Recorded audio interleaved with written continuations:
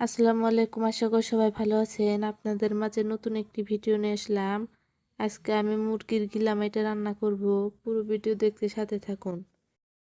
প্রথমে আমি পরিষ্কার করে বেছে ধুয়ে নিয়েছি।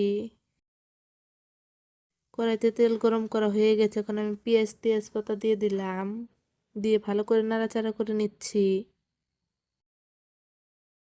এখন আমি পানি দিয়ে দেব। এখন আমি মশলা দেব, মরিচের ফাঁকি, হলুদের ফাঁকি,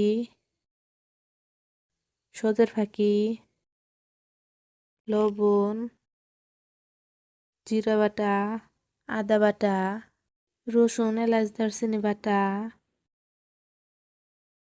ভালো করে মিশিয়ে নেব। মশলা এখন আমি ভালো করে কষিয়ে নেব।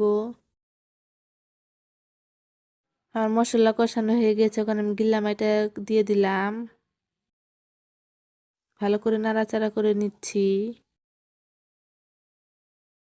ভিডিওটি ভালো লাগলে অবশ্যই লাইক কমেন্ট করতে ভুলবেন না। আমি মাংসটি কষানোর জন্য ঢেকে দিলাম, আমি একটু আবার নাড়াচাড়া করে নিচ্ছি।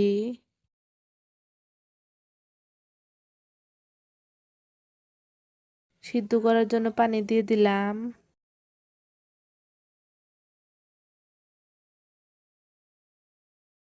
এখন আমি আবারও ঢেকে দিলাম।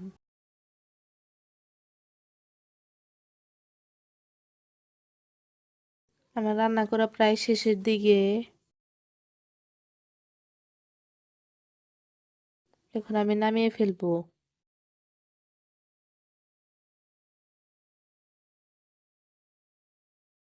দেখুন অনেক সুন্দর দেখা যাচ্ছে।